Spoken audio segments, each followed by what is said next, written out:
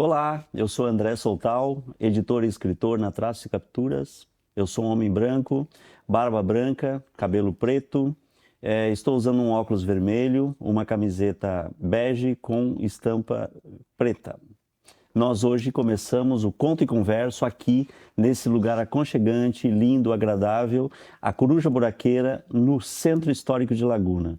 Esse recanto agradável que o assunto já é provocado pelo próprio ambiente, tá? Isso aí.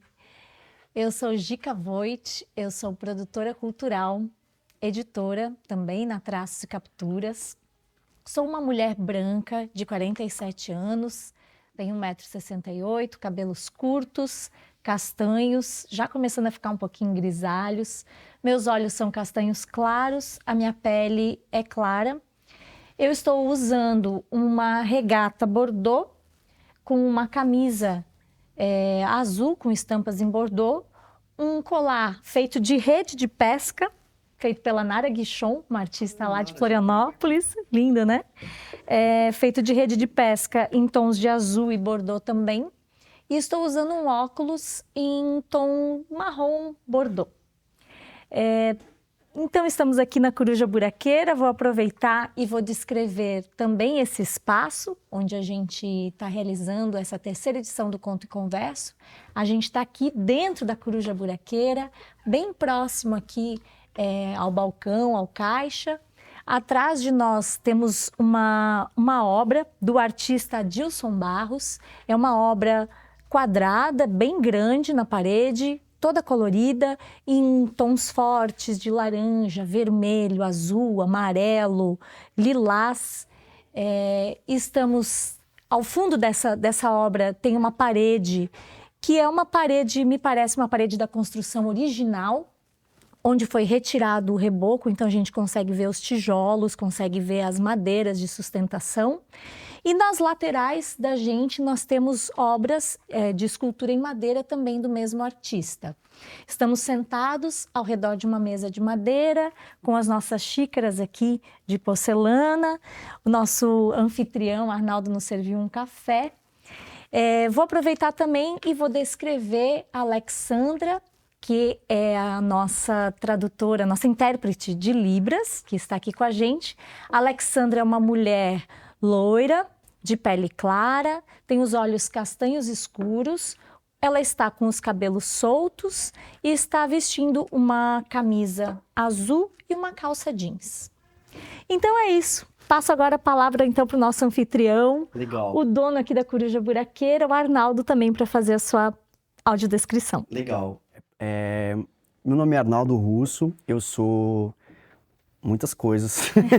Eu sou livreiro aqui na livraria, sou editor de livros também pela editora Sambaqui, sou pesquisador científico, trabalho com a parte da botânica, sou programador também de computadores, trabalho com isso também e atualmente estou trabalhando com impressão serigráfica, fazendo impressos de artistas em serigrafia de grandes formatos. Eu sou homem branco, de pele clara, olhos claros, cabelos pretos. Estou vestindo uma camisa com coqueiros estampada em verde e acho que é isso a minha audiodescrição. Isso aí, obrigada, Arnaldo. Esqueci de falar um detalhe, essa terceira edição do Conto e Converso, ela é realizada pela editora Traços e Capturas, com patrocínio do edital Lei Paulo Gustavo SC+, e ela é executada com recursos do governo federal, da Lei Paulo Gustavo de Emergência Cultural, por meio da Fundação Catarinense de Cultura. Então, procure aí no canal da Traços e Capturas, você vai ver esses encontros acontecendo também em Blumenau, Itajaí e lá em Joinville. Hoje, no Conto e Converso, a gente veio até Laguna para conversar sobre o mercado editorial. Exatamente por isso que no começo eu disse, esse ambiente aqui nos provoca essa conversa, por ser uma livraria que é uma livraria de rua. O que nós sabemos já está bastante difícil encontrar essa realidade no mercado editorial.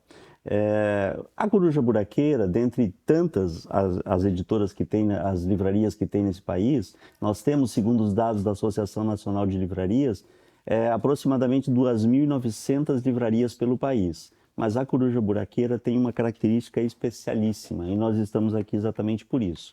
E a gente precisa conhecer um pouco por que essa livraria está aqui, por que o nome dessa livraria, e o Arnaldo é a pessoa adequada para nos contar isso. Afinal de contas, todo esse processo aqui acontece por uma ação e por uma iniciativa extremamente resistente de manter uma livraria na rua, né, Arnaldo? Exato. Então, conta aí, o que é a Coruja legal. Buraqueira? Primeiro, agradecer o convite, a oportunidade de estar aqui falando sobre livros e falando sobre a motivação de manter uma livraria.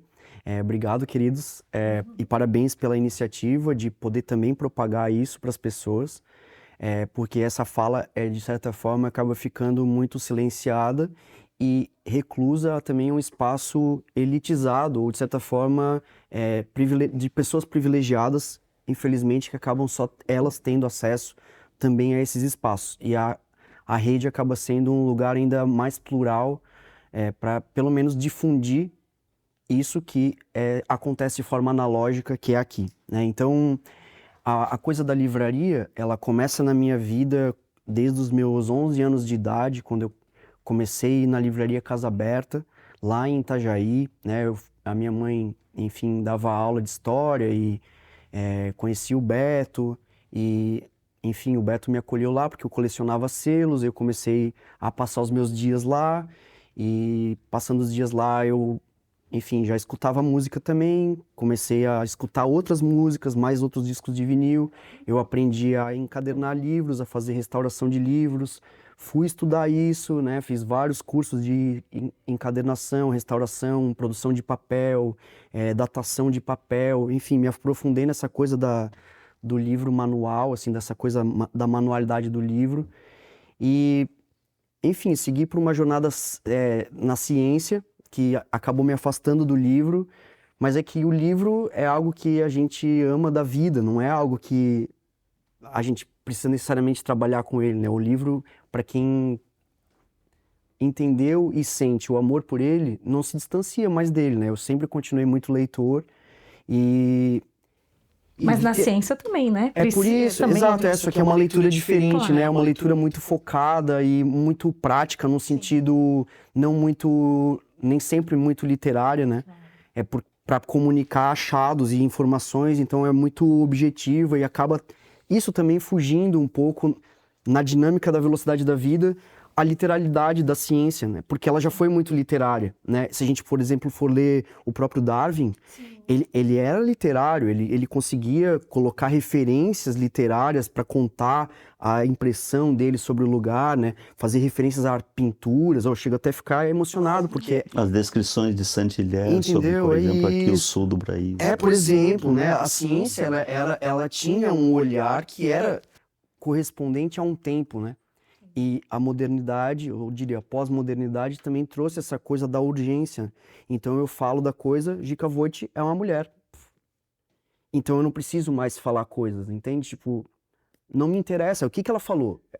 E a ciência, eu fui nessa caminhada da ciência, fiz a graduação em biologia, mestrado na ecologia, fui fazer meu doutorado na oceanografia, pós-doutorado, concurso, tal, aula.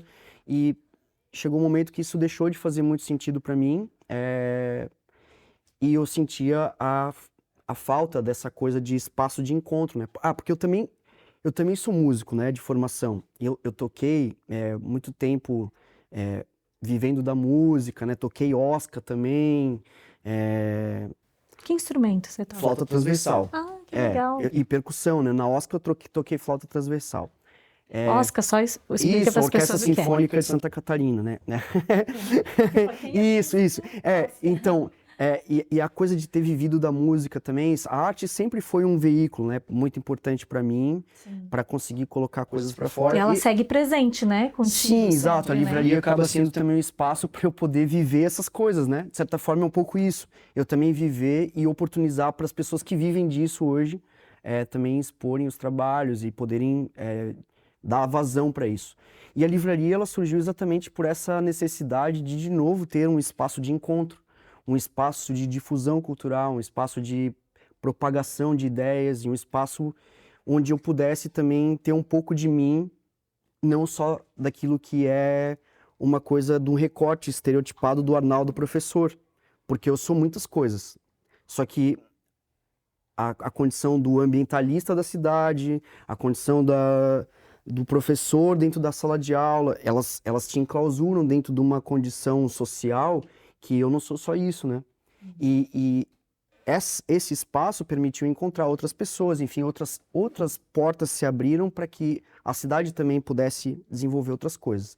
Então a livraria, ela tem esse nome, ela começou com isso, com essa ideia, exatamente porque Laguna, por ser uma cidade que, se a gente for pensar no início da história do Brasil, ia de Laguna até Colônia de Sacramento, no Uruguai, na margem do Rio da Prata, na foz do Rio da Prata, tudo era laguna.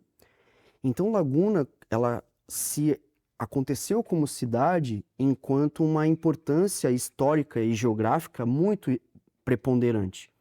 E Laguna tinha um porto, a chegada de muitos imigrantes para ocupar a região sul do país eram pelo Porto de Laguna, onde era escoado muito da produção de madeiras e, enfim, de outras, de gado, né, de carnes. Essa produção toda feita por descendentes europeus que chegaram aqui no litoral e na parte sul do estado, aconteciam por Laguna. Então Laguna sempre teve uma expressividade grande econômica que, por consequência, quem era detentor desses poderes de poder explorar isso tudo eram as pessoas abastadas e que viviam também aqui na cidade de Laguna. Então o centro histórico de Laguna, ele sempre foi representado também por uma grande oligarquia que controlava esses comércios, essa indústria, entre aspas, comercial da exploração desses recursos que chegavam até aqui. Então, Laguna, nesse período, chegou a ter 6 cinemas simultâneos de rua em Laguna. O Cine Teatro Mussi, né, inclusive é um casarão antigo. Ele foi um desses cinemas. Então, a riqueza cultural da cidade também era muito grande. E Laguna já teve uma livraria no passado, que era a livraria do Seu Juca, inclusive eu tenho uma foto dele ali na parede. O Seu Juca e a Dona Bega, eles representaram a única livraria que Laguna teve, e isso muito tempo depois desses fatos que a gente está falando, né? Isso já anos 90, né? Começo dos anos 90, e a livraria deles durou 20 anos. E Laguna ficou mais ou menos 20 a 30 anos, eu não lembro certinho, mas nessa proporção, 2 décadas ou 3, sem uma livraria na cidade. Então a livraria tendo sido aberta, ela representa um hiato também muito grande nessa possibilidade de trocas literárias. E a gente percebe isso por conta de como a cidade também se desenvolveu. E a livraria toma o nome de Coruja Buraqueira porque a coruja buraqueira é uma espécie da restinga, né? Ela tem uma distribuição nacional, né, muito grande, mas ela é endêmica dessa área, da restinga da praia, entre a praia e a parte da Mata Atlântica. Só que nas ocupações do litoral, o crescimento dos prédios em cima dessas áreas faz com que a abundância de animais que a coruja caça não exista mais. Então, ela acaba tendo que fazer o buraco dela em outros lugares para conseguir tentar se manter naquele lugar.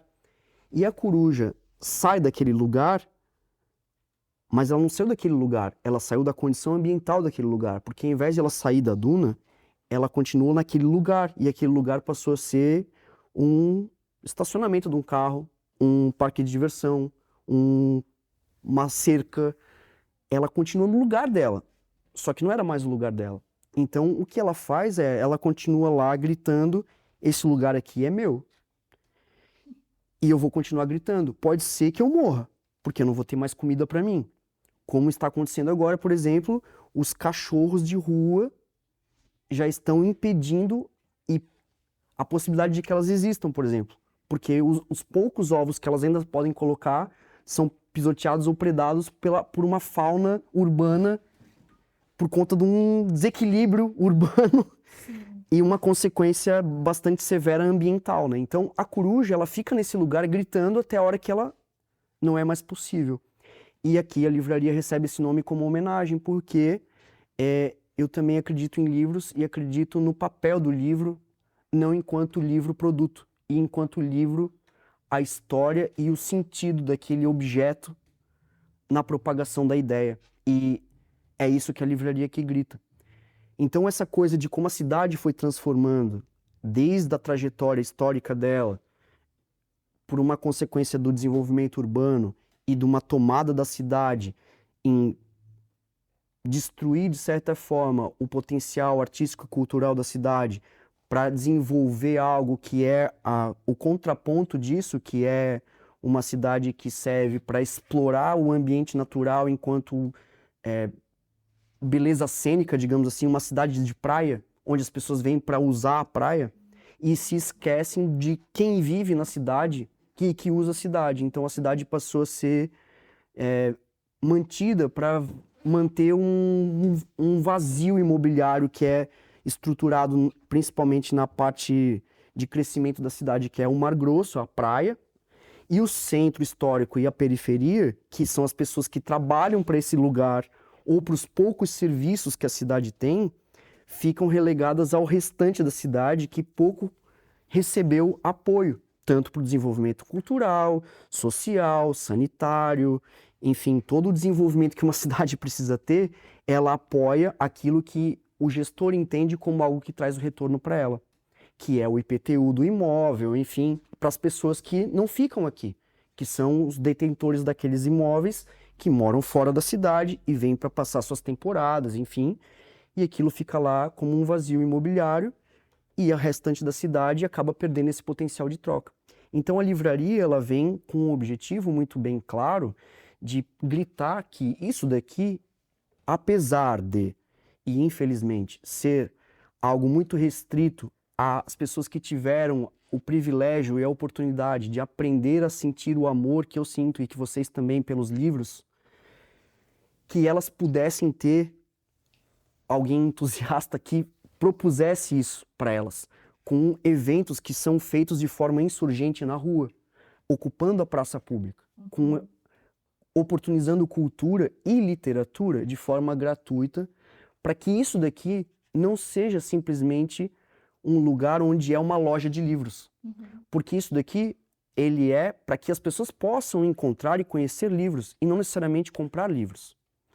Então, esse espaço, ele não precisa ser relegado a quem tem um poder de posse ou de compra para poder escolher um livro e pegar o livro.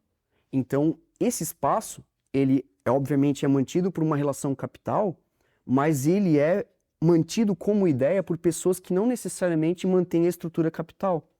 Porque a gente está aqui, por exemplo, fazendo um encontro e falando sobre isso sem ter gerado nada de venda de livros.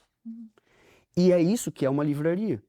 Uma livraria é muito mais do que uma relação comercial. É uma relação onde a gente cria projetos, onde a gente estabelece ações, onde a gente fala sobre livros, onde a gente pensa sobre livros, onde a gente encontra outras pessoas com ideias de contrapontos, onde a gente faz conversas sobre livros em clubes de leitura, onde a gente dá oficinas diversas de aquarela, argila, xilogravura, a teatro, a dança, a literatura e a escrita.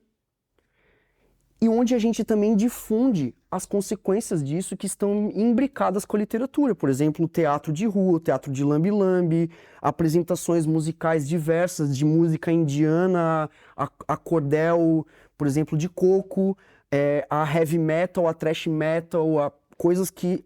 Todos atravessados pela palavra. Com certeza, inclusive com a batalha de rima, que são todos movimentos não enlatados por uma cultura de massa e que só são possíveis a serem acessados por essas pessoas quando alguém promove algo que está fora de um gerenciador centralizador dessas culturas.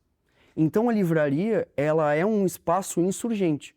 E assim eu me entendo como um pós-anarquista, né? Eu não quero derrubar o poder do Estado, eu só quero ser feliz e gerar liberdade e ter liberdade, é isso que a gente está procurando aqui com esse espaço, é exatamente esse, para que as pessoas possam sentir essa liberdade de ocupar o espaço público. E ocupar o espaço público com o que a gente pode fazer de troca. Então, na livraria, a gente gera os eventos, acontecem na rua. As contações de história para a infância são todas gratuitas, acontecem na rua e quando está chovendo elas vão aqui para dentro. O sarau acontece na rua, o cinema ao ar livre acontece na rua, a festa literária acontece na rua. A livraria é o espaço que acolhe livros e editoras e autores e lançamentos para que a gente consiga manter também esse espaço com a troca simbólica por um dinheiro que paga as outras contas que sustentam o custo do livro.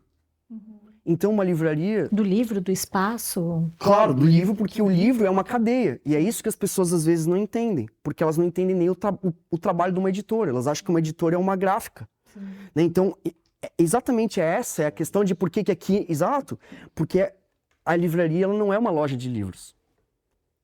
Ela pode ser uma loja de livros, se ela está veiculada com a mesma lógica do sistema que está direcionando o que é que tem que ser vendido, o que é que tem que ser falado, o que a gente tem que gerar de vendas. O teu conceito de livraria é um conceito de espaço de cultura. Exato, de livraria. Isso. É que a gente se distanciou desse entendimento. Sim. Essa que é a sacada, Sim, entendeu? hoje a gente vai em livrarias, as livrarias em geral estão dentro de shoppings, e aí a gente entra numa livraria onde a gente encontra mochilas escolares, papelaria, tudo, menos livro.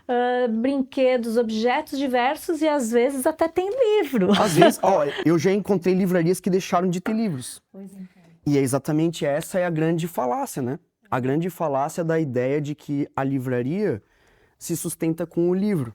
E isso é muito duro. É muito duro porque a gente vive hoje essa cena, né? Quando tu falar da história da livraria. A livraria fez 5 anos de livraria. A gente passou por uma pandemia, passou por um governo Bolsonaro e a gente está aqui de porta aberta ainda.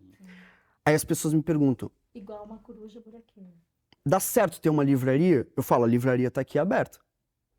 Mas é como a gente pensar e falar assim para vocês, dá certo uma editora? Vocês estão com a editora. Sim. 13 anos. 13 anos. Aí a gente pergunta, o que é dar certo para você e o que é ser sucesso para você? E aí entra essa relação de valores, né? E como você significa as coisas que você tem. Talvez para uma pessoa que entende o sucesso como milhões de dinheiros, isso daqui seja um fracasso. Se eu entendo o sucesso disso daqui, a oportunidade de conhecer pessoas novas, de falar sobre coisas que eu acredito, de pensar ações das quais eu me sinto contemplado e de sentir o amor e o carinho de pessoas que me devolvem com uma fala, uma descoberta de algo que eu proporcionei para elas. Uma construção cultural, isso daqui é social, imprecificável. Né? É por isso. A contribuição social e cultural. E é exatamente essa. Porque a livraria é um espaço. A livraria não é uma loja, é um espaço. Sim. Ela é dependente de um espaço analógico. Sim. É que você tem aí duas palavras, né? Esse conceito de que uma livraria tem que ser difusora de alguma coisa, e nesse caso aqui, ela é uma catalisadora. Também. Pessoas incríveis aqui fazendo uma série de coisas. Essa porta aí é sinal disso, a quantidade de coisas que já surgiram daí, produção de zine, de curta-metragens, de festivais, de...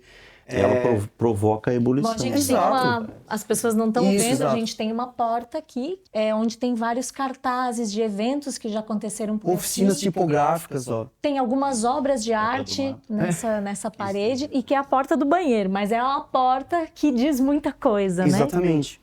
Então, assim, pensar nesse contraponto do que é uma livraria, talvez, nem contraponto, talvez uma afirmação do que é uma livraria, diante do que se tornou o entendimento do que é livraria, o significado de livraria passou a ser um contraponto, Sim.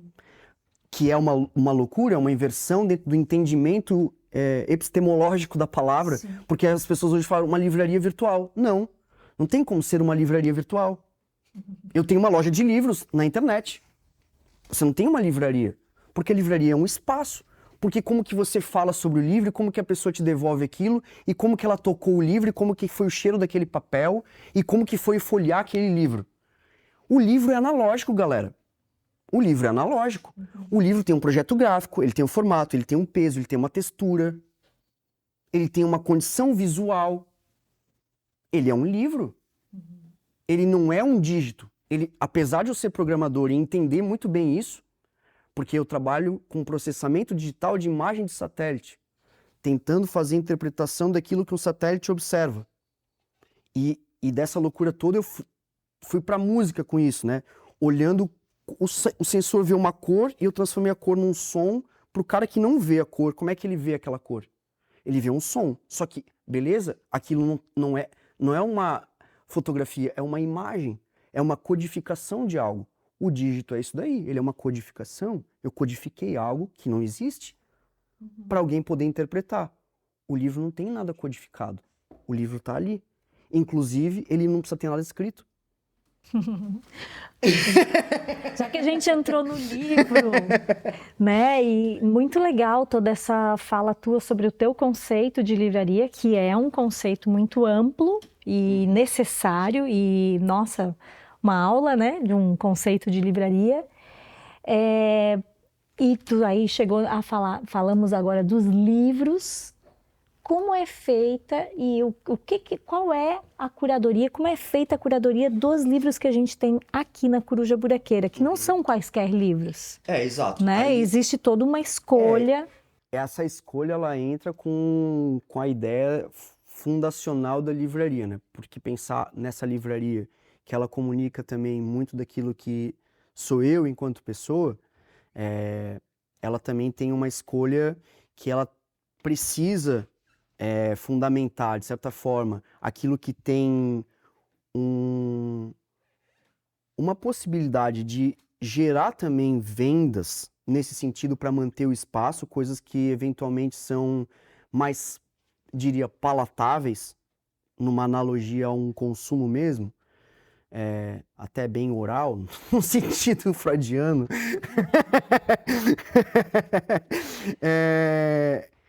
A coisa do livro, para que ele possa estar na prateleira, ele precisa ter uma relação de pertencimento com a ideia do que é ser livro. E esse pertencimento com a ideia do que é ser livro, ele vem muito com a casa editorial que promove esse livro. Então, sim, a principal curadoria, que é de fato o que a livraria oferta, que não são livros, o que a gente oferta é uma curadoria de livros. Sim. Né? Então, exatamente isso era uma livraria, que é o que a gente entende como uma curadoria. A livraria de rua era isso, era um livreiro que conhecia alguns livros, que viajou para tal lugar e trouxe aquelas coisas e que fazia sentido para aquele bairro, para aquela rua.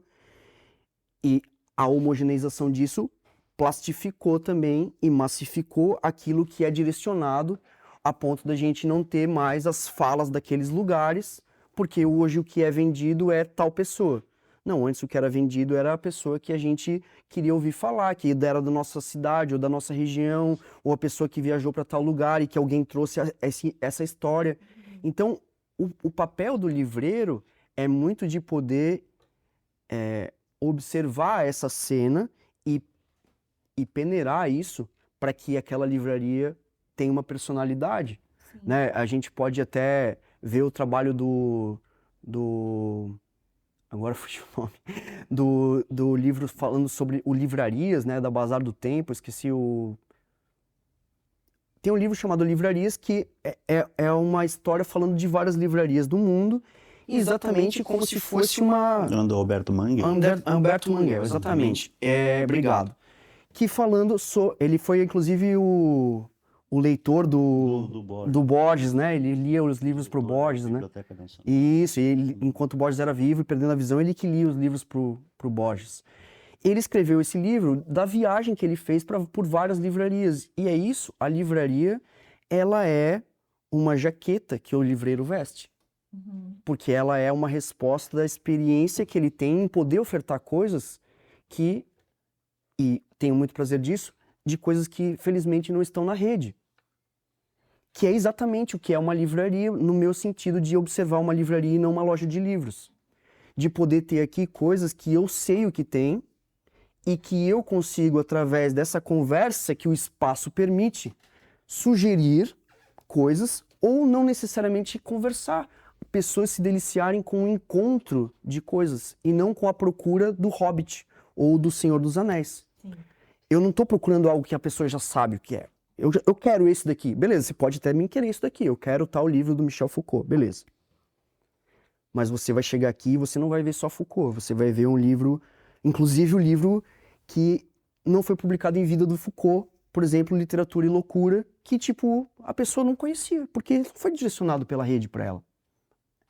Quando ela pegar esse livro, eu vou falar para ela, você já viu esse texto aqui, ó? Uhum. Isso a rede não vai fazer para ela. Sim. Porque quem faz isso é o livreiro.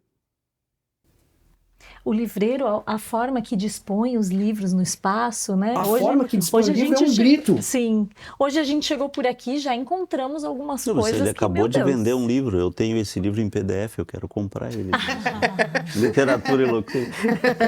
Mas essa coisa Eu já cheguei é porque, de assim, cara, dei de cara quando a no gente, livro. quando a gente passou por esse período de eleição Bolsonaro, né, a livraria, apesar de ter uma fachada que é sem o reboco e com os beirais todos pintados em azul, apesar de ela ser azul com marrom, ela tinha um vestido preto-vermelho anárquico, fantasioso pelas pessoas aqui de fora, no sentido de fantasiar aquilo que elas não estavam vendo fisicamente, porque o nosso grito é com os livros e não é com o discurso. Sim.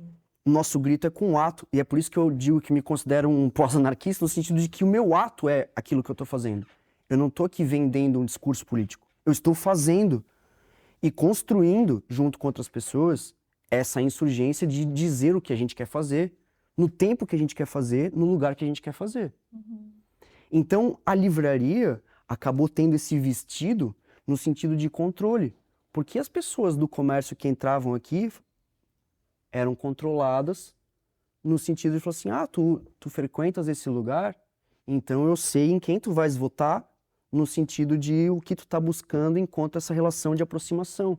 E a gente teve uma baixa no movimento da livraria e, por consequência, na entrada da livraria, que foi absurda, porque a cidade ela é toda controlada numa relação de estratégias de poder. Os donos dos mercados, os donos das lojas, os donos das distribuidoras de peixe, as empregadas e empregados dos grandes edifícios, com a pessoa que controla esse poder e fala assim, se você votar isso, talvez você vai perder seu emprego. Vai ficar ruim pra gente.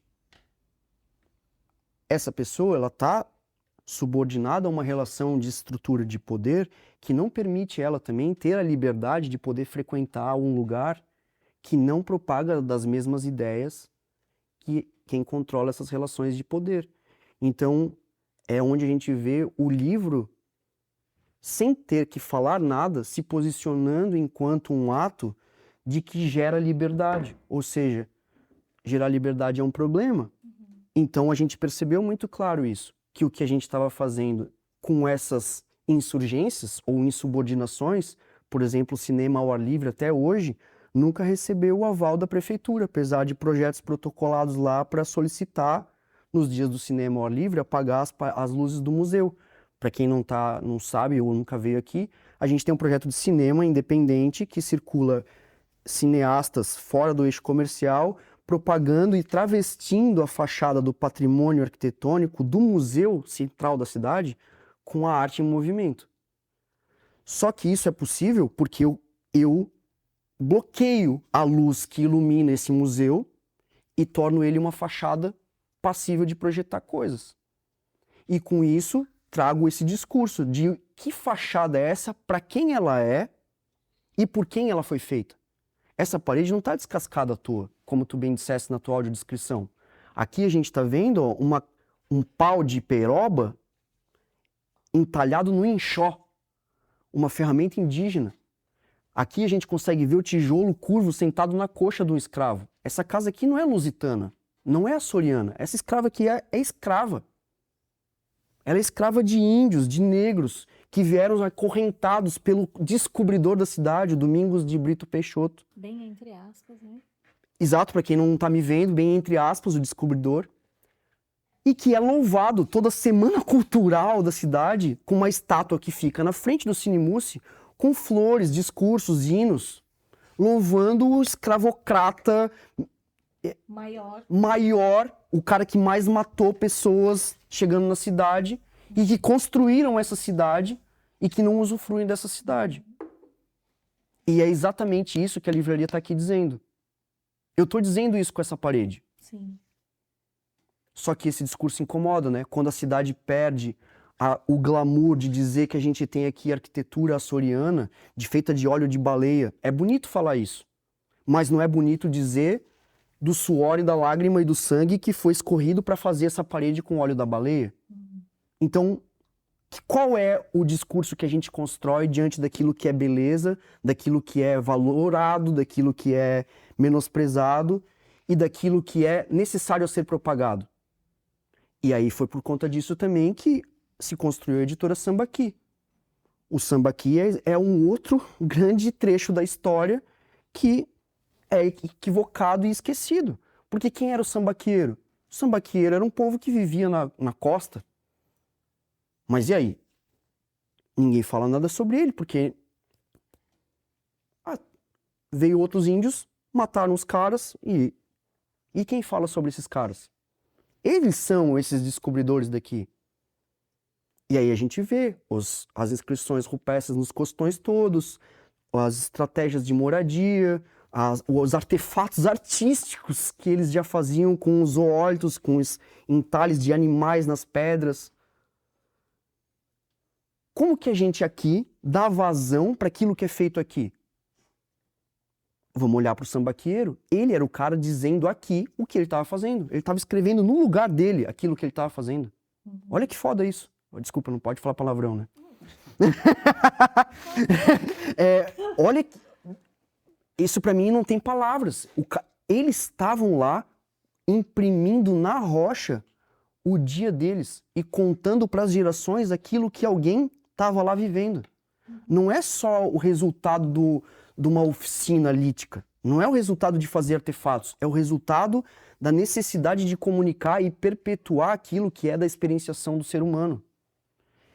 Isso é o que a editora se colocou como propósito.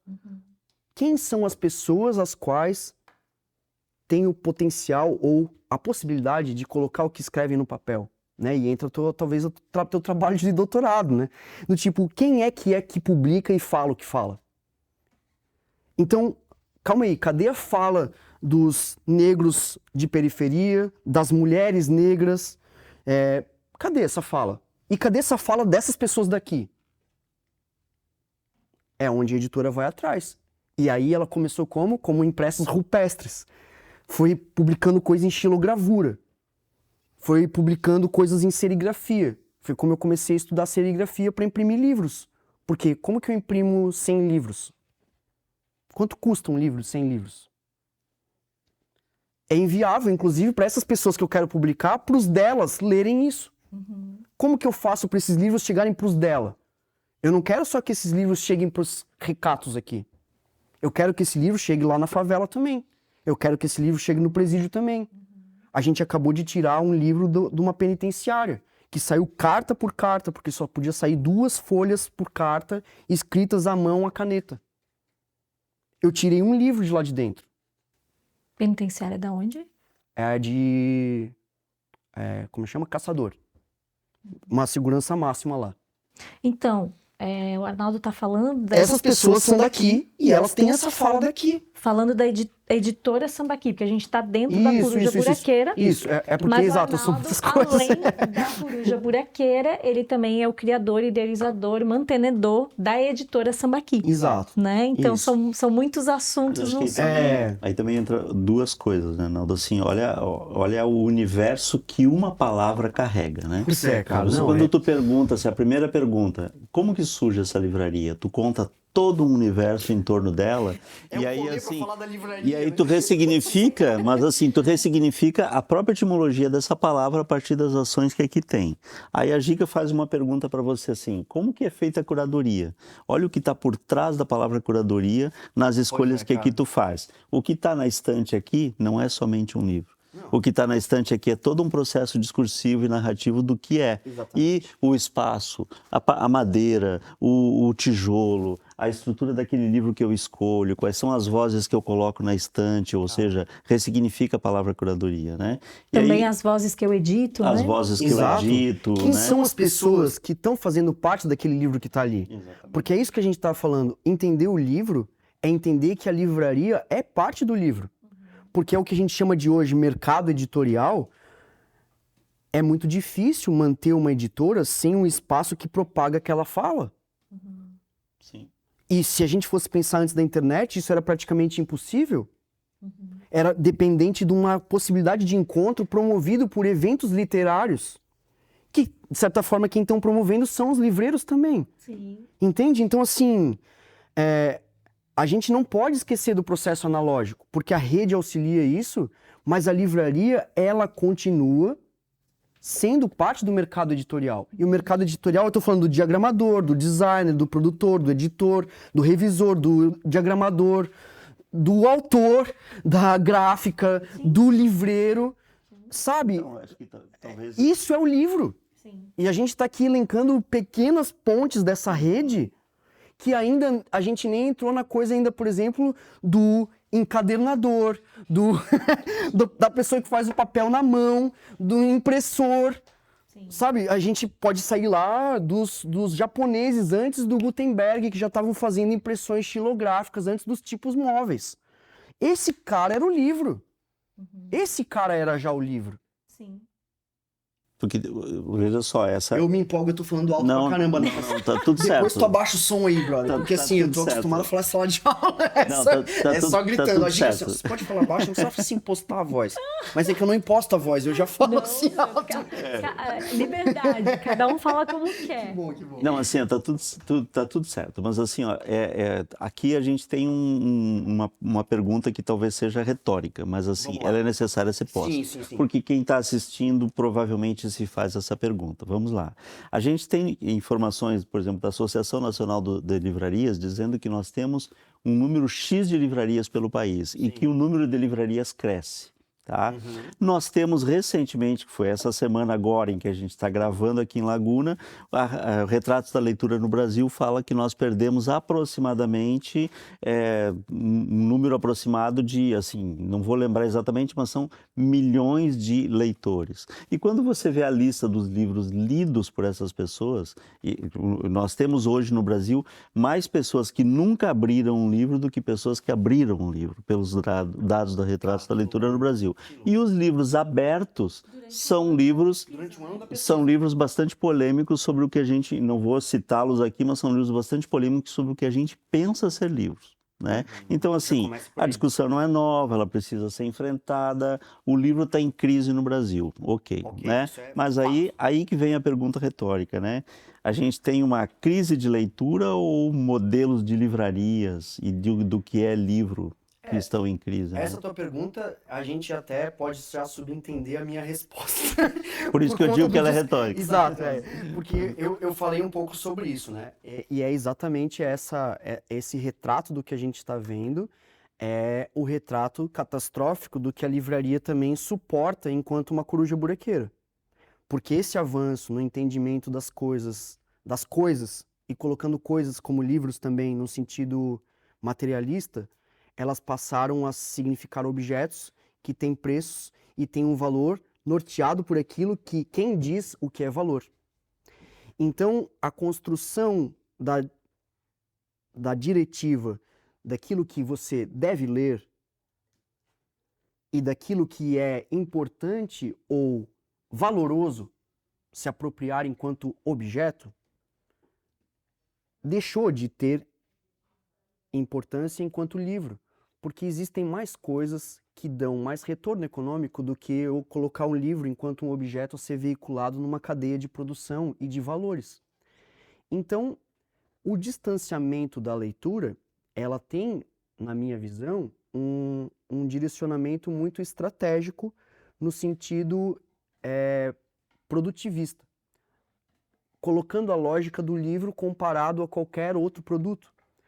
E a gente pode ver isso, por exemplo, o que aconteceu nas FENACs, nas Saraivas da vida, porque isso era uma livraria, na cultura, era uma livraria, e como tu falasse, vendia bolsa e tinha até livros.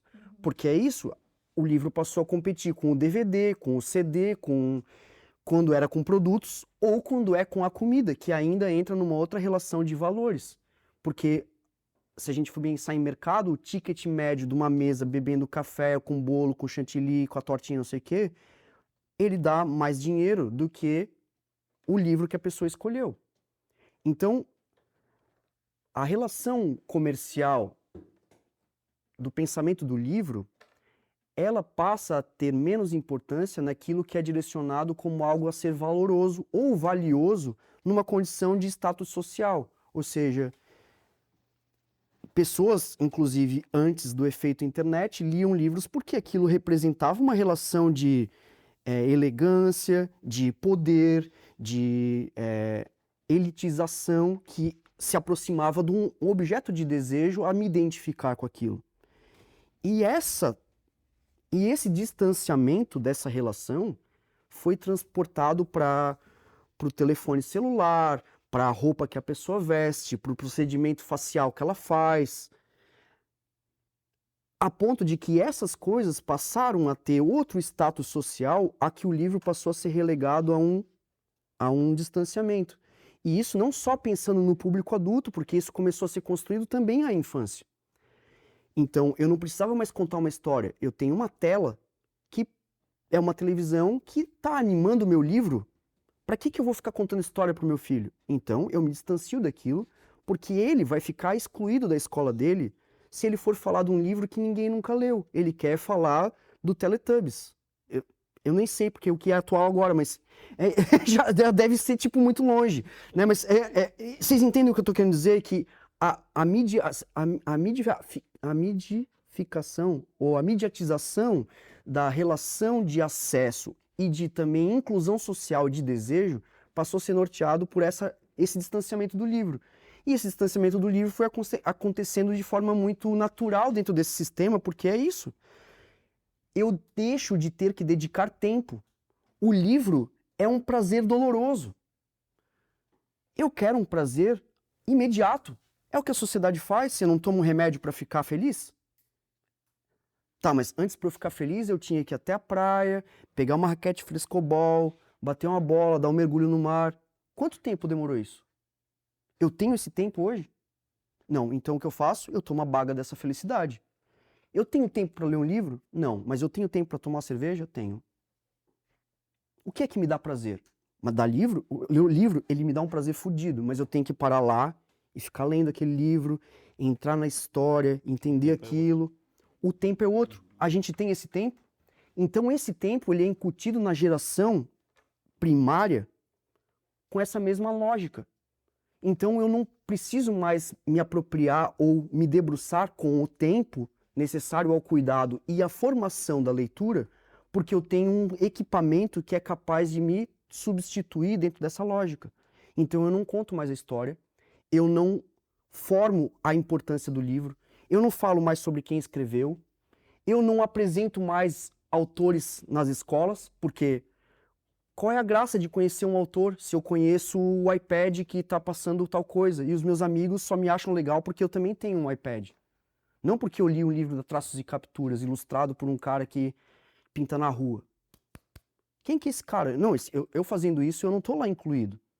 Porque eu estou incluído nessa mesma lógica. Por mais que meu pai tenha me ajudado a fazer isso, a minha mãe, enfim, com o cuidador, o parental, que seja, essa criança também não quer se sentir deslocada dentro desse convívio social.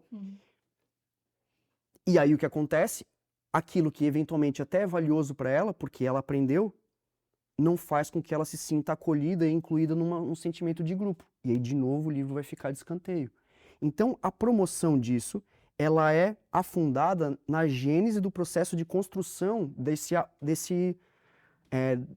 dessa afinação de aproximação ao livro, que a gente foi perdendo desde a televisão. Talvez, diria até desde o rádio, com as telenovelas. Né? A minha mãe me conta que tinha um horário que eles ficavam na frente do rádio escutando a história. Radionovela. A radionovelas. Então, assim, esse momento era um momento que estava todo mundo lendo e escutando um disco, e ela me conta disso. Ela me conta disso. Que existia um momento que a galera estava em casa lendo e escutando disco. E disco, eu tô falando de gramofone. Na manivela. Que era um tempo, olha que loucura, cara, era o tempo de um capítulo. Olha só o tempo modulando a relação da leitura e como isso também estava interligado.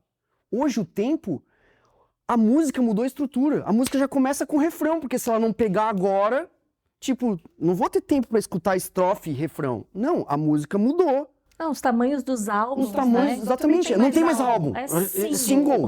Entendeu? É isso. Então, Quem tem paciência de ouvir um álbum O que é completo. novela e o que é romance. Entendi isso. Então, assim, esse Número de tempo, páginas. ele é a resposta dessa velocidade mediatificada. Ou seja, o tempo de leitura é o tweet, é a manchete, é o texto do WhatsApp que não pode botar no Leia Mais. Se botar no Leia Mais, que absurdo. Do tipo, porra, vai mandar textão?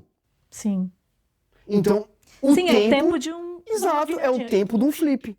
Então, esse tempo do flip é o que está lá na gênese de um processo de formação, e aí entra a minha frase de conclusão do raciocínio, é de que essa perda de leitores tem uma consequência na perda da formação.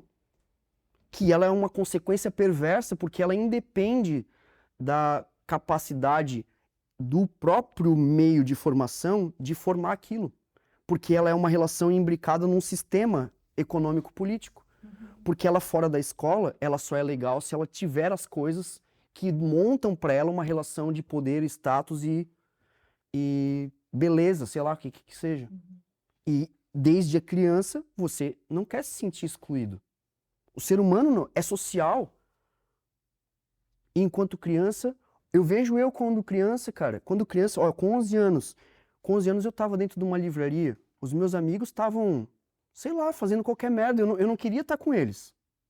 Eu nem sei o que eles estavam fazendo, porque aquilo que eles estavam fazendo pra mim era já tão idiota que eu não queria estar com aquilo. E aí, corta a cena, eu virei um ET, porque com 13 anos eu estava participando de grupo de estudo de Michel Foucault. Puta babaquice, entendeu? Eu não queria estar fazendo aquilo, porque eu queria que a galera estivesse fazendo coisas de criança. Na minha geração já não se fazia mais coisas de criança. Quem que soltava peão já na minha época? Ninguém mais, cara. Já tinha o Atari, já tinha o videogame, já... Então a minha raiva com isso tudo é a perda daquilo que eu aprendi e aprendi a sentir, e eu sentia e sinto, o amor por aquilo que gerava um processo de tempo, de dedicação a fazer as coisas. Porque talvez é isso, o meu avô era um memorialista, né? O meu avô foi quem fundou o museu lá de Itajaí.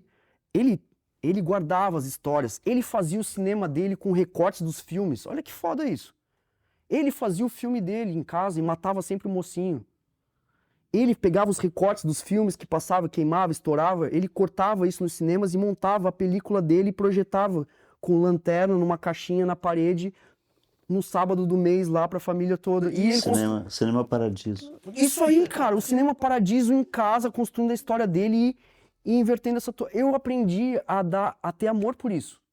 Aprendi a pegar um disco de vinil e olhar pro selo que era impresso dele e ver os discos do meu bisavô, do meu tataravô, os discos que eram ranhados de... E falar assim, cara, olha que coisa mais linda isso. Sabe, Arnaldo, tu falou aí agora toda essa fala muito visceral, assim, né? Tu até tocou na palavra raiva, né? E eu ouvi essa semana de uma psicóloga que a raiva, ela é um combustível, sabe? Sim. Eu também, era uma sessão minha, né, de terapia, ainda bem, fazemos terapia, né, todos aqui. Conseguimos, né? Conseguimos, né? Priorizamos isso, né? Porque na atualidade é quase muito difícil, né? Viver sem.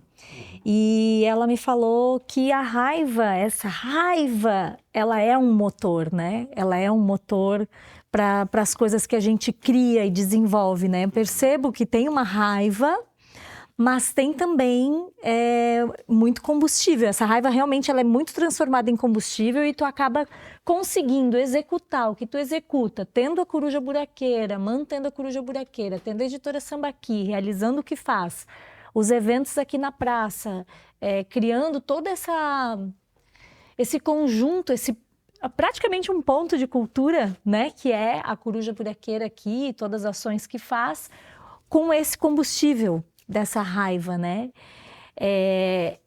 Porque olhando para tudo isso, essa realidade que tu traz, a gente um pouco que desanima.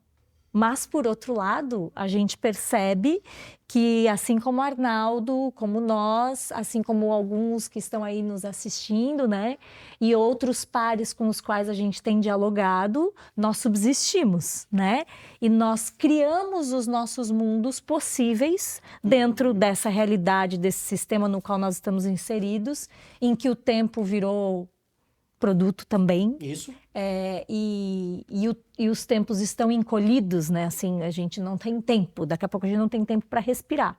Eu muitas vezes não tenho tempo para comer. O André me lembra disso. Olha, tem aqui, ó, tem que almoçar, tem que tomar café da manhã. Ele me lembra, né? Mas os tempos, é importante a gente cuidar dos tempos, né? E aí a gente cria, então, esses mundos possíveis, né? A gente cria os nossos próprios sistemas, a gente cria uma coruja buraqueira, a gente cria uma editora Traço Capturas, a gente cria um conto e converso, onde a gente pode subsistir, existir, se realizar, ser, né? E aí, com isso, eu te pergunto, olhando para isso que existe, para o que é e para os mundos que nós criamos, quais são os possíveis futuros das livrarias, os possíveis futuros dos livros, dos trabalhos que a gente faz? É bem difícil essa pergunta, mas... Eu vou te responder essa pergunta sem te responder. Vou começar afirmando isso. Quando tu falas que a raiva ela é motora dessas coisas todas, isso toca um ponto bem foda pra mim, sabe? Porque eu quase morri por causa dessa raiva, saca? Uhum. Eu entrei num processo de depressão profunda muito grande, com a coisa do suicídio e tal. Essa raiva, ela gera potência, mas ela destrói também, saca? Sim. Ela destrói. Com certeza. Ela destrói porque, como eu falei, a criança também tá querendo se sentir parte, acolhida por coisas, entendeu? Sim. E é isso, a gente cresce e tu começas a ver que esse acolhimento e esse espaço de encontro e essa coisa que tu vives, ela não faz muito sentido. Sim. Entende? Então, assim, essa coisa toda também me tirou muito daqui. Eu não consigo mais ficar aqui na livraria o tempo que eu precisaria ficar aqui. Porque isso daqui também gera uma potência muito grande da frustração coletiva de quem faz isso daqui também acontecer. Sim. Porque aqui eu recebo o músico que não pagaram ele na tocada do dia anterior, o artista que não tem dinheiro para comprar o remédio. Eu recebo aqui a pessoa do teatro que o espaço dela tá sem pagar a luz, e aí ela tá devendo, e aí a CND ficou positiva, ela não conseguiu aprovar o projeto de cultura. Então, assim, ter um espaço que promove a literatura me faz, como forma de tratamento, entender que a coisa mais valiosa é o tempo presente. Sim. Agora eu tô aqui.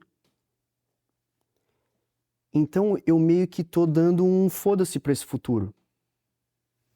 Então quando tu me pergunta, e o futuro? Eu falo assim, eu tô aqui agora. Eu tô aqui agora fazendo isso. Eu não quero saber como vai ser esse futuro. Porque em tentar fazer o presente já quase me matou. Então eu não tô pra fazer o futuro. Então eu pouco me importo como vai ser o futuro do livro. Eu tô fazendo aquilo que eu acredito e aquilo que eu significo dentro do meu tempo presente. Sim. E entender essa coisa do tempo presente é muito duro na vida. É muito duro porque a gente entende a brevidade das coisas, a gente entende a energia que a gente desprende para fazer as coisas, o valor que a gente dá para as coisas presentes. Então, assim, dessa raiva, isso que a gente pode listar aqui são algumas das coisas que eu faço para tentar canalizar essa raiva. Mas que a raiva é muito maior do que essas coisas que eu canalizo são capazes de extravasar aquilo que fica aqui dentro. Sim. Porque eu faço tudo isso só para poder surfar. Eu queria só estar surfando. Então tudo que eu faço na minha vida é para poder surfar. Tá, mas o que a livraria tem a ver com surfar e com o futuro do livro? É isso. A gente está fazendo isso tudo porque a gente também está buscando uma forma de ser feliz. Uhum. E a forma que a gente encontra para ser feliz, ela necessita de uma função laboral que te mantenha conectado com aquilo que és tu e que te permita me deixar na praia surfando. Como que eu vou para a praia surfar se eu não tenho como comer? Porque quem me dá dinheiro com o surf? Eu não sou surfista profissional. Uhum. Como que eu fico na praia surfando? Então, O surfar para ti é um espaço de ócio, né? Que para outras pessoas é outra coisa. Meditação. é isso. O surf para mim é esse espaço onde eu consigo me encontrar com o presente. Isso daqui são só coisas que eu faço para me encontrar com o presente diante daquilo que é a resistência. Sim. O surf eu não preciso resistir. Pelo contrário, eu preciso me conectar para ir. Eu preciso me conectar com o vento que colocou a dispersão da onda, que navegou o mar inteiro, que chegou numa praia naquele dia, naquela hora, e que eu peguei a única onda igual àquela do mundo, só eu entrando em sintonia com aquilo, naquele tempo. E naquele tempo sou só eu. Naquele tempo. Presente. Pode parecer meio viagem, né? Mas é que como se todos nós pudéssemos encontrar esse lugar onde a gente é só a gente. O tempo inteiro. Ele não existe. Então, é isso. Assim como os livros, os impressos, os códigos, as músicas, as escritas, as pinturas, as gravuras, tudo que eu também estou colocando para fora tem a intenção de também trocar e tentar se sentir em grupo, para que o grupo consiga se sentir presente. E isso que é o que a livraria faz. Então, assim, quando tu me perguntas o que eu espero do livro, eu não espero nada do livro. Eu deixei de ter esse tipo de expectativa. Eu só leio o que tem, propago o que tem, fomento o que tem e invisto o meu tempo naquilo que tem. O que vai ser? Eu já perdi a minha praia. Eu lutei pela Praia Brava, por exemplo, em Itajaí. Eu fui lá plantar muda de restinga, botar açúcar no tanque de combustível do caminhão que queria passar a patrola. Eu já fui esse ecoativista, terrorista. Eu perdi a minha praia de surfar. Hoje eu perdi a minha praia aqui em Laguna de surfar. Passaram um asfalto na frente dela, carro chega na praia. Eu já perdi coisas que são significativas para mim, que me impedem, inclusive, de querer estar lá surfando. Então é como se eu também já tivesse perdido muito da minha vida já. Então eu não estou esperando mais nada, entendeu? Agora, não é porque eu não estou esperando mais nada que eu deixo de fazer. Então eu estou vivendo. E estou vivendo e construindo aquilo que eu posso construir daquilo que eu acredito e gosto de fazer.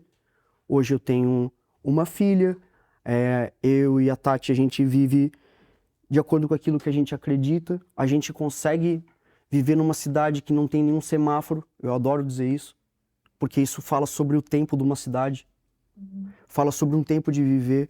Eu conheço a vaca que dá o nosso leite, eu conheço as galinhas que botam os nossos ovos, eu como as coisas que eu conheço a pessoa que me vende e que produz e que vive disso.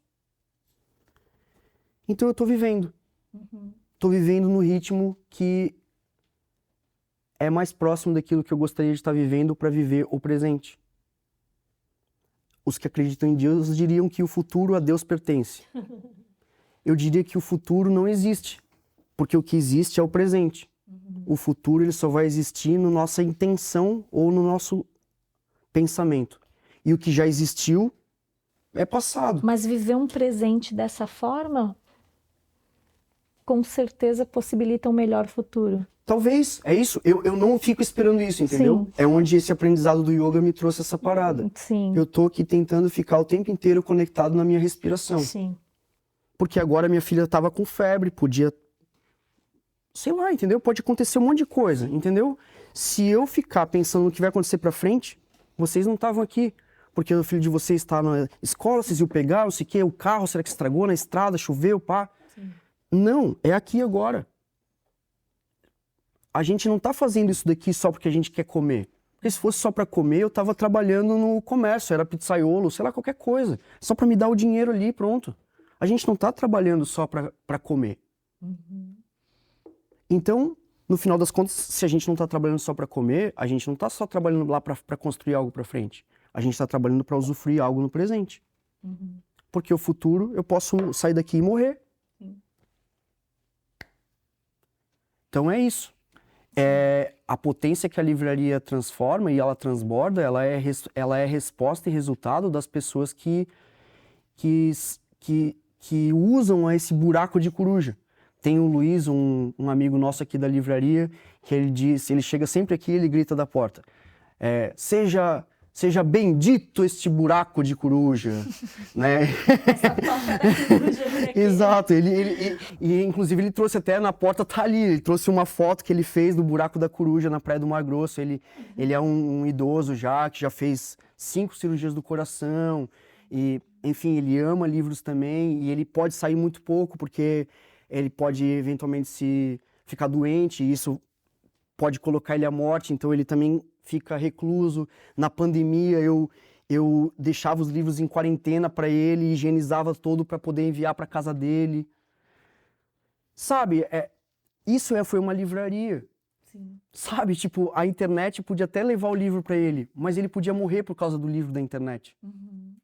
Quem que ia cuidar dele para levar um livro para ele? Só uma livraria. Então é isso. Eu estava lá fazendo parte desse presente. E essa memória que era do passado, agora que é presente.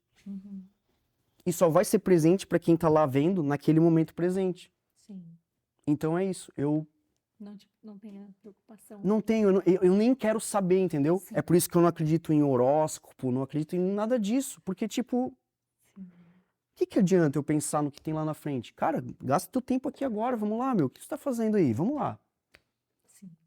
Vamos fazer, cara. Ficar pensando o que tu vai fazer lá na frente, daí tens 1 milhão de dinheiros, e aí? Tu foi pra Tailândia surfar, tu foi pra Indonésia, e aí o que tu fez da tua vida com esse dinheiro todo? Eu não fiz, eu fiquei velho, tô com artrite, aí eu não peguei mais essas ondas, não. Agora eu tenho um carro muito esportivo. Escolhas.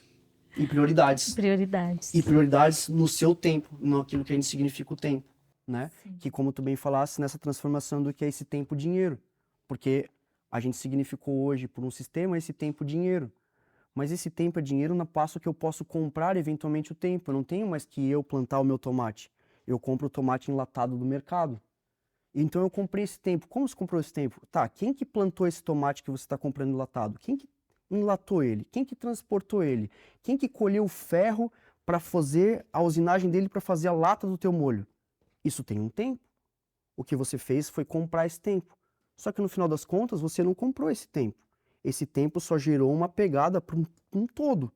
Então esse tempo não é teu, cara. Esse tempo é nosso. Então calma aí, me devolve esse tempo também. Você só está roubando ele de mim. E é nesse sentido pós-anárquico que a gente entende que essa propriedade desse tempo, ela é um roubo, entende? Porque ele roubou o esgoto que ele está botando ali no mercado dentro da lagoa, ele roubou o agrotóxico que ele está botando no tomate para crescer mais rápido para ir para o supermercado, que está matando o peixe que eu estou comendo hoje. O arroz que está plantando lá em cima na Lagoa do Mirim, que está poluindo a lagoa, está poluindo e matando as pessoas que vivem aqui sem ter que ir no mercado. Então de quem que é esse tempo que o cara lá na cidade está pagando para comprar o tempo dele? É o tempo do outro que ele furtou por não fazer aquilo que ele paga o tempo dele. Então, o livro é a mesma coisa. É a gente se conectar com o tempo dele. Porque eu li um monte de coisa que está aqui. Mas, como eu falei para vocês, a minha filha fez 1 ano e eu não consegui ler as coisas que eu queria ter lido para poder usufruir coisas que eu não sabia antes de ela ter feito 1 ano. Mas tu acha que tu tá lendo um manual da tua filha? As pessoas perguntam. Não é questão de estar lendo um manual. É questão de estar aberto e atento a observar coisas que pessoas se dedicaram para mostrar que elas são passíveis de serem observadas e usufruídas naquele tempo presente. Eu não quero só saber das coisas, eu quero usufruir das coisas. Então eu quero saber que a minha filha está descobrindo a linguagem e como que aquilo para ela pode se funcionar numa relação de comunicação, de afetividade. Só que se eu não sei daquilo, como que eu vou estar atento para usufruir daquilo? É a mesma coisa que eu volto a dizer em sala de aula, quando eu digo que a gente só consegue dar valor para aquilo que a gente conhece. Porque se eu disser para você que isso aqui é um café caro, isso aqui não é um café caro, isso aqui é um café desse produtor que foi colhido na mão, que chegou até aqui, que não foi uma máquina. Ele é um café que tem um significado, ele tem um tempo, ele tem uma história, e isso daqui eu só vou dar valor agora porque eu sei disso. Porque ele cuidou do tempo para colher o café, se ia chover, se não ia, para ele poder secar, como que ele ia transportar isso, aonde que ele teve que plantar esse café numa região montanhosa que não podia subir um trator lá para colher mais rápido. Isso daqui é a resposta de um tempo. Sim. Que ele valora e eu valoro para ele também. E valoro para você que não sabe, eu falo assim, ó, isso daqui é esse tempo. Se você está pagando isso daqui mais caro, é porque você significou então o tempo como dinheiro. É isso daqui, ó, você está pagando o tempo. Não a economia, você está pagando o tempo investido. Que é o livro. Você está pagando o tempo investido, cara. O tempo investido dessa cadeia. Que investiu o tempo para você não ler o lixo que a Amazon está dizendo para você ler. Por exemplo. E aí a gente vai para essa mesma lógica, entendeu? Por que que essa relação do tempo é dinheiro? Porque é isso. Por que eu tenho que ler os 10 mais da Veja antes? Agora eu tenho que ler os 10 mais vendidos da Amazon. Né? E é isso por quê? Porque aí eu li e me sinto como um grupo. Porque eu li A Sutil Arte de Ligar o Foda-se. Esse livro é bom, cara. Tem que ler esse livro. Tu tá nessa bolha, tu quer sentir, tu é leitora, tu sabe das paradas, tu...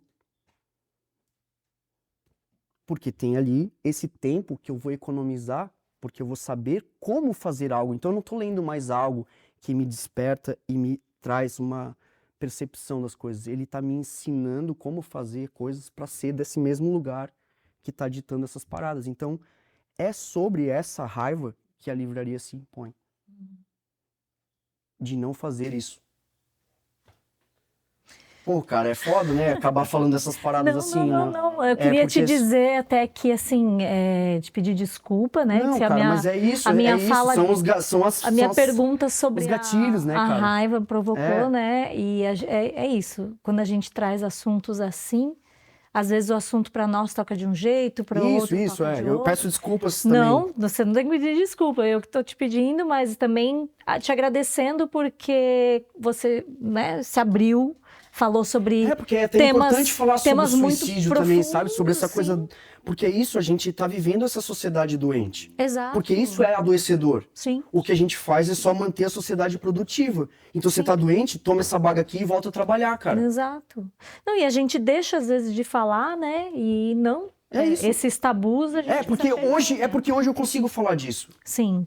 Se veio também... E não romantiza, né? Não. A gente que trabalha com o que trabalha, a gente todo dia pensa em desistir. Mas é claro, porque é muito duro, cara. É muito duro. E até a gente nem tocou sobre isso, porque a livraria estar aqui como coruja buraqueira, ela sofre também toda a consequência dessa opressão. Totalmente. Inclusive para se manter como porta aberta. Sim. Né? A gente falava mais cedo, a gentrificação do centro histórico, a opressão pela desistência da leitura enquanto um processo de construção libertário. Sim. E, de certa forma, de autonomização. Então, isso não é um projeto em nenhum plano. Então, a manutenção disso daqui gera também a aversão. E a gente percebe isso. Isso é perceptível, inclusive, dentro da classe abastada, que é a quem é passível comprar um livro, por exemplo. Porque o meu trabalho aqui ainda é de mostrar o livro e de apresentar a beleza e a sutilidade ou o encantamento daquilo que não é o que o filho dela tá querendo ler do Diário do Banana tal que tá sendo... Não tenho nada contra esse livro, eu tenho inclusive aí, eu tenho essas coisas, porque é isso. Eu também tenho que aproveitar da estratégia desse mercado para falar assim, cara, lê então. Às vezes você vai achar legal e vai se conectar com outra coisa. Eu tenho coisas que são fáceis, é isso, eu chamo de fáceis, porque é isso, ela é feita pro cara ler aquilo ali e falar assim, pô, que gostoso, que leve. Gostoso ler. Entendeu? Aí depois eu posso ler outras entende, coisas. É isso, a gente tem que entrar também por esse lugar. Não, sim. E isso acabou sendo uma estratégia, olha só que bizarro, acabou sendo uma estratégia comercial. Sim. E Mas não ela é uma estratégia de mediação também. também, né? Ela não é uma porque isso, a estratégia gente só transformou comercial. isso, mas a gente transformou isso por uma necessidade, é isso que eu tô querendo dizer. Sim. Ela podia ter sido uma estratégia de promoção se a gente não tivesse vivendo um efeito de castração disso. Sim. Como essa não é a realidade, a gente tem que apropriar dessa mesma lógica de convencimento da coisa que é veiculada por um livro, objeto, brinquedo, que o amigo vai brincar junto e ele vai apresentar, então, tipo, é como se fosse uma parada difusora ainda, entendeu? Que ele vai apresentar junto pra alguém. É o livrinho de charadas, que conta uma história. A gente lia o Malbatã. Mas aí hoje a criança tem que ler uma coisa pra ela jogar com o outro e tem uma história junto. Sim. Olha a estratégia do mercado. Então tem gente também pensando esse livro como promoção, como diálogo, como abertura. E é isso, é necessário para resistir. Às vezes é uma estratégia de sobrevivência, Isso, exato, né? é necessário para resistir. O último canudo para respirar fora da água, né? Para não ter que fazer o brinquedo para vender o livro. Né? Exato. Vocês relataram essas situações de tipo, gente que pensa o livro não mais como livro, é o brinquedo que vai vender o livro. Não, calma aí, cara. É um livro. Não é um brinquedo. Mas os brinquedos vêm junto? Como é que a gente... Não, os brinquedos você faz. Aqui a gente faz livros. Mas veja só, a gente no Conto e Converso, a gente mapeou pessoas que nós conhecemos, respeitamos com relação à sua prática, à sua ação. A gente veio aqui para conhecer uma livraria de rua. Legal. A gente falou sobre deslocamentos de palavras, a gente falou sobre o tempo do outro, né? Sobre a importância que tem, por exemplo, de manter um espaço desse numa cidade como essa, com uma narrativa forte como é. O Conto e Converso, nessa edição, fecha, né, Gica, com um monte de informações interessantes. Agradeço a tua emoção ao falar disso. Que isso, cara. Né? De verdade. Porque a gente, né, todo dia pensa em desistir. Bota fé, cara. Né? Mas a gente resiste. É isso. Então, assim, isso não é uma livraria, só, porque né, a gente, cara? pra sobreviver, precisa ficar resistindo, entendeu? A gente não pode só existir. A gente tem que resistir. Então não é uma livraria, né? Não é uma livraria, é uma trincheira. Então, assim, tu tá aqui é uma trincheira, na trincheira com a gente. Entende? Não, obrigado. Tá, Como eu falei no começo, eu só agradeço a escolha de ter vindo aqui e a oportunidade de também poder falar, né, de se sentir acolhido, né? Porque é isso, são relações que para mim elas transcendem do que a vontade de construir, elas se aproximam numa relação de afeto, né? E porque é isso, é cada vez mais escasso essa troca com esse afeto. Sim. Porque é isso, o tempo já não permite. Então, eu só tenho um agradecimento, porque eu tô podendo viver isso agora, entendeu? Sim. É isso. Para nós é um super prazer estar aqui. A gente agradece, primeiro, o teu empenho, a tua resistência, a tua coragem, o teu exemplo, as tuas palavras, o teu coração aberto. A gente agradece muitíssimo, né? A gente agradece a Coruja Buraqueira, esse lugar lindo, essa energia belíssima daqui. Convidamos todos, todas e todes a virem à Laguna conhecer. A gente já veio várias vezes de Itajaí só para vir na Coruja Buraqueira. A gente já lançou livro. Já lançaram livro. A gente já lançou livro aqui. Já fizeram feira. Já fizemos feira, já estivemos aqui. Então, a gente sempre que pode, a gente procura somar nos movimentos de parceiros e de pessoas em que a gente acredita, né? Quero agradecer também aos colegas do Conto e Converso, as pessoas que trabalham com a gente, a Alexandra, nossa intérprete de Libras, ao Bruno Golembiewski, que está ali atrás das câmeras, a Mariana Feitosa, que fez a nossa assessoria de imprensa. Agradeço o meu parceiro de luta, de vida, André Soltal. E, bom, agradeço ao edital Lei Paulo Gustavo, SCD+, executado com recursos do Governo Federal, Lei Paulo Gustavo de Emergência Cultural, por meio da Fundação Catarinense de Cultura. Isso aí. Nossa. E aí, até o quarto Conto e Conversa. Isso aí! Nossa.